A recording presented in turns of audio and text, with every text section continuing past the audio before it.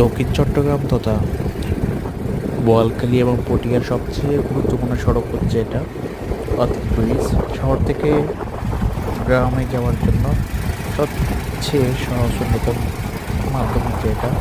যদিও নতুন ব্রিজ শাহ আমানত সেতু আছে, তারপরও এই যাতায়াতটা সবাই বেছে নেয় একটু শর্টকাটের জন্য, মানে দ্রুত যাওয়ার জন্য।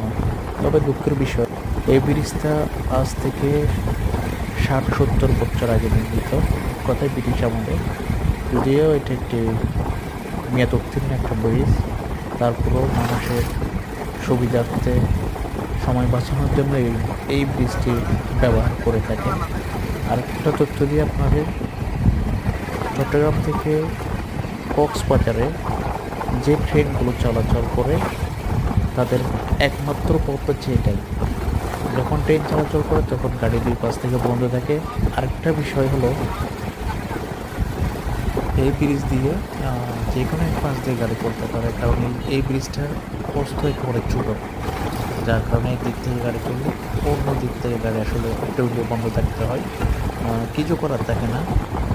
কোনো জরুরি কাজে, বিশেষ করে অনেক সময় বিভিন্ন রোগী কিংবা কোনো জরুরি কাজে মানুষ যখন এই পথটা ইউজ করে তাদের অনেক সমস্যা পড়তে হয়, আসলে তাদের কিছু করার থাকে না। সো আশা করি নতুন সরকার নতুন কোনো আপডেট নিয়ে আসবেন ইনশাআল্লাহ, এবং দক্ষিণ চট্টগ্রামের বোয়ালখালী এবং পটিয়াবাসী এবং কক্সবাজারের জন্য আসলে সুন্দর একটা সুন্দর সমাধান করে আনবেন ইনশাআল্লাহ। সবাই দোয়া রাখবেন। আসসালামু আলাইকুম।